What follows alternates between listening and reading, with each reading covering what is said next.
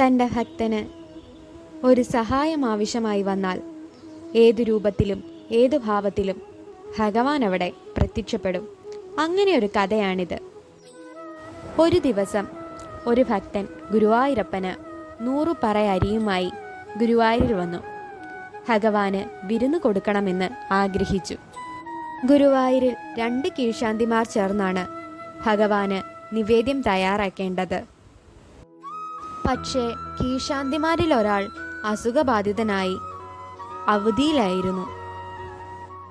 മല്ലിശ്ശേരി നമ്പൂതിരി ആശങ്കാകുലനായി.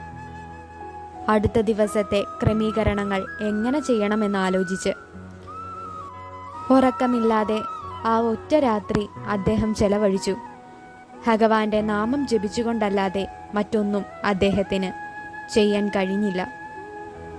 പിറ്റേന്ന് രാവിലെ അമ്പലത്തിലെത്തിയ മല്ലിശ്ശേരി നമ്പൂതിരി കാണുന്നത് ലീവിനു പോയ കീഴ്ശാന്തി സദ്യക്കൊരുക്കുന്നതാണ്. അത് കണ്ട് അദ്ദേഹം സമാധാനിച്ചു. പാചകമൊക്കെ കഴിഞ്ഞ് കീഴ്ശാന്തി രുദ്രതീർത്ഥക്കുളത്തിൽ കുളിക്കാൻ പോയെങ്കിലും തിരിച്ചു വന്നില്ല. പിറ്റേ ദിവസവും വന്നില്ല.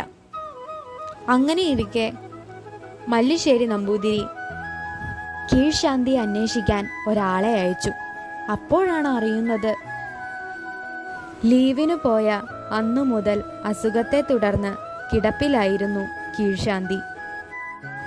അവിശ്വസനീയമായിരുന്നുവെങ്കിലും മല്ലിശ്ശേരിക്ക് മനസ്സിലായി ഇത് ഭഗവാന്റെ ഒരു മായയാണെന്ന്. തന്നെ സഹായിക്കാൻ ഊട്ടുപുരയിലെത്തിയത് മറ്റാരുമല്ല, സാക്ഷാൽ ഗുരുവായൂരപ്പൻ തന്നെ.